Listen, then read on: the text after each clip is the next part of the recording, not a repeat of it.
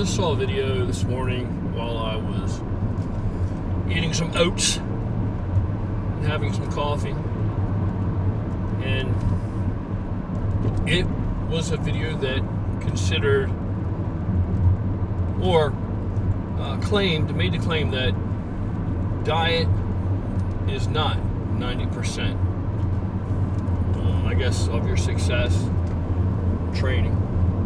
That training is more important than nutrition or diet. And of course, you know that I think that that's incorrect. So the first thing is, if you had a clean table and you were allowed to put one item on that table, and that item could be the summation of your training, whatever that involves, a week's worth of training in blocks, or it could just be training, period. Let's just say that. No time limit, nothing. Could be training. It could be any kind of a food. It could be any kind of supplementation, any kind of nutrition. But you get to pick one thing only. One thing. What's it going to be? Well, it's a no-brainer. It's water. Water. If you only can pick one thing, it's water. So this is how I rank importance as far as my nutritional dietary training interests. Just life and longevity, just trying to stay alive day to day. This is how I break it down to keep it really simple and uncomplicated. What goes on the table first? What do I got to have in there? I'm packing up my agenda for the day, and I'm placing it on the table where I can look at and examine it and see what I'm collecting. Training's part of that. Not on the daily, but kind of sometimes, sort of, almost. Okay, so what's first? Water. And that should be without the necessity of any explanation. Without water, we cease to exist. Without water, you can forget the training interests, you can forget building muscle, you can forget anything. Without water, you die. Without water, you die. 3 days without water, you have serious problems. They're flirting with disaster. Up to and possibly including death. You probably aren't going to die in 3 days. Depends how dehydrated you are when you begin the journey. You probably won't die in 3 days, and it depends on environment, how much you're going to sweat out or whatever, but you're going to be in bad shape. You're probably going to, all your organs will start to shut down. You'll have liver issues, kidneys will shut down, all that shit without water. So water is without question number one. Now that may seem ridiculous to get that particular and exact, but let's just do it this way. I think it's simpler. Water's number one. Okay, so what comes number two? What's number two? Number two is going to begin to be food. All right, can I just take in water and train? Once I got water on the board, can I just be on a complete water diet and train? No. Even that snake diet, even that fellow, his water has, what's he got in there? I don't know. He's got a mixture of some things. He's got lemon juice in there, salt. I don't know what he's got in there, but he's got some things in there. He's got other things in there, so that's just straight water. Of course, he does a dry fast too, but I don't know what the fuck. Why would I do that to myself? I'm not trying to do that to myself, run everything dry. I think it's dangerous, very, very dangerous.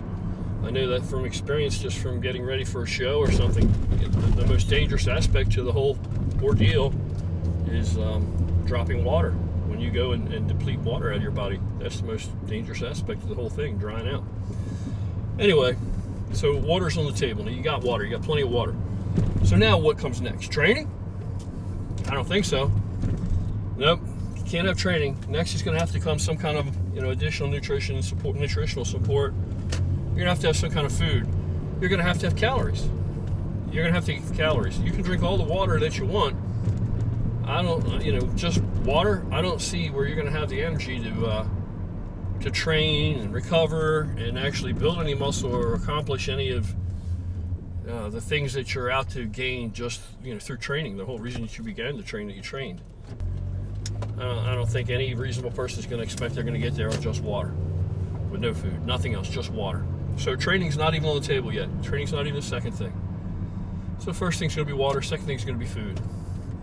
And then you can argue about it. What foods, everything else. Nutrition is always going to be more important than training. It's just that those are the prerequisites. You can't survive without the water.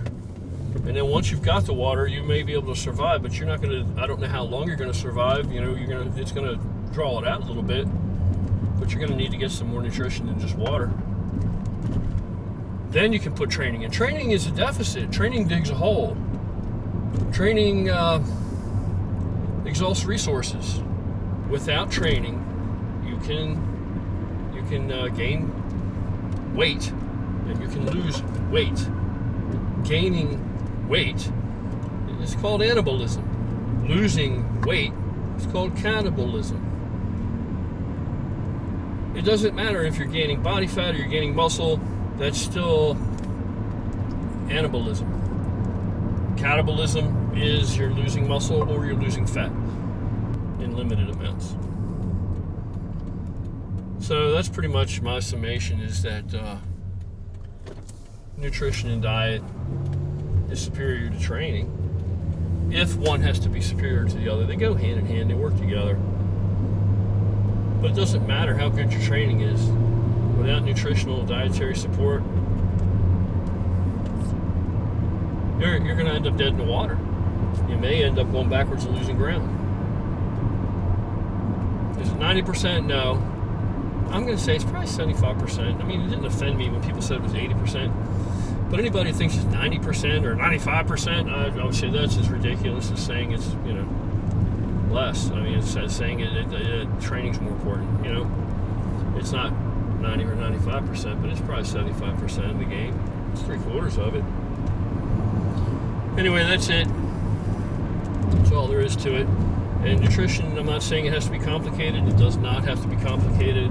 I've tried to share with you some of the things that I do in this trying to lose the dad bod thing, which I'm still on course for, but as I am often, want to kind of focus too intently on the gaining of muscle. When I got over that bump and my body, I learned how to get it to respond without any gear or without the augmented test levels, and I guess that mine has come back enough to make this possible. Certainly factually it has to have come back enough to make it possible. Like I said, I'll be tested this month. It's intoxicating. I wanted to see, wow, I can gain this much muscle back without anything, without any help. Let's see where I can take that. But now I think it's time, because my fat loss goals have kind of stalled in light of that. Because without the really high test levels that I achieved through augmentation, I'm not putting on muscle and losing fat at the same time. I mean, not so much. Not so much.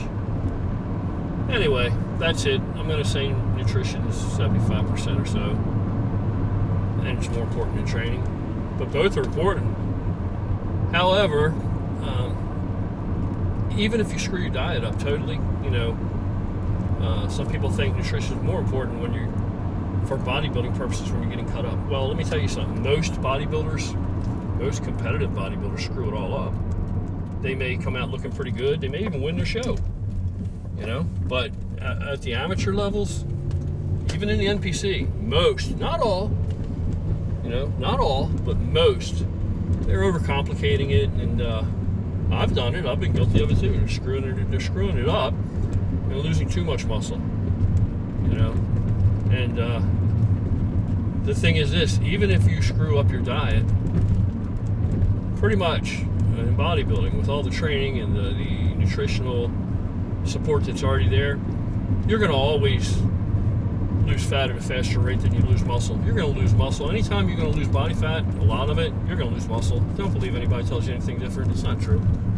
You're going to lose muscle. It's just the way it is. It's evolution. But you're going to lose fat at a faster rate than muscle. So, from one show to the next, One show I came in like 230, 232. And the very next show I came in 252. And they were only months apart. And the reason being is now I blew my conditioning big time at 252 because that was a whole different place for me. And I didn't know what I was doing there. And I got nervous and I tried some voodoo shit that works great. Worked awesome for the guy whose information it was, whose approach it was, but it didn't work good for me at all. Of course, could be a multitude of reasons why. But that's just one example of how I used to sacrifice too much muscle until I learned how to. Until Todd Sweeney taught me about dietary thermogenics, that approach to dieting, and then that's it.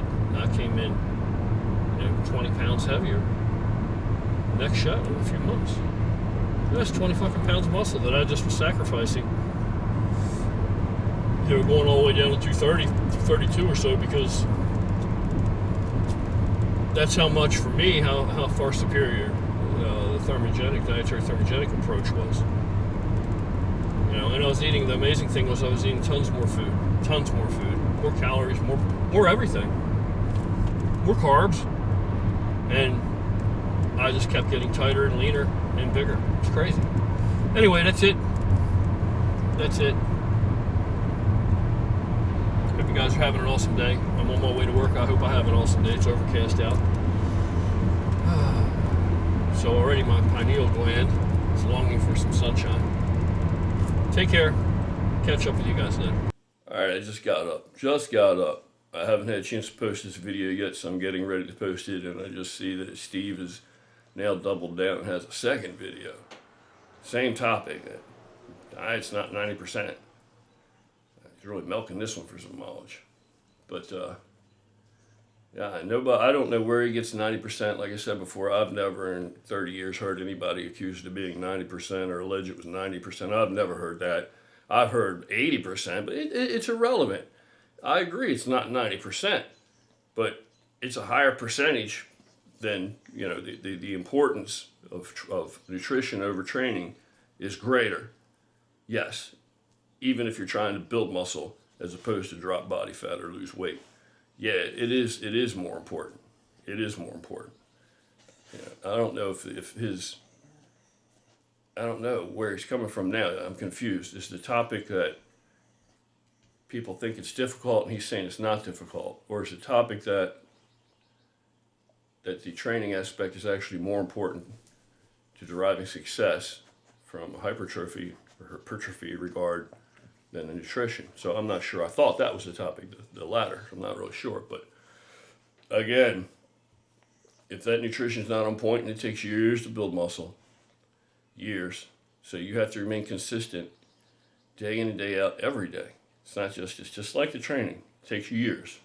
However, a small guy, especially coming up the ladder and gaining muscle, not just gaining weight, but gaining muscle, if his nutrition is not on point, he can train his balls off. And because of that, now he's adding in there, throwing in another calorie expenditure, one that didn't exist before. Guess what happens? Come on, man. This is basic 101. As opposed to the rest of your life and everything else that goes on in the world, it's not difficult. As opposed to the rest of the world and what's going on in your life, it's not even that important. It might be important to you, but it's not that important. But yeah, you got to have the nutrition. No nutrition means inadequate nutrition. You can train all you want. In fact, the harder you train, the less progress you're going to make if that nutrition's not on point. That's a fact you just can't get around. Can't get around that. And if you're a skinny little guy, you can do almost anything once you start turning nutrition up, and you will initially gain some size. Almost anything. Doesn't have to be all that. You can go out and do pull-ups. You can do calisthenics. You can do push-ups and all that kind of crap. You can do almost anything at first. Now that's real. That's true. How you gonna say it's not true? If the nutrition is adequate.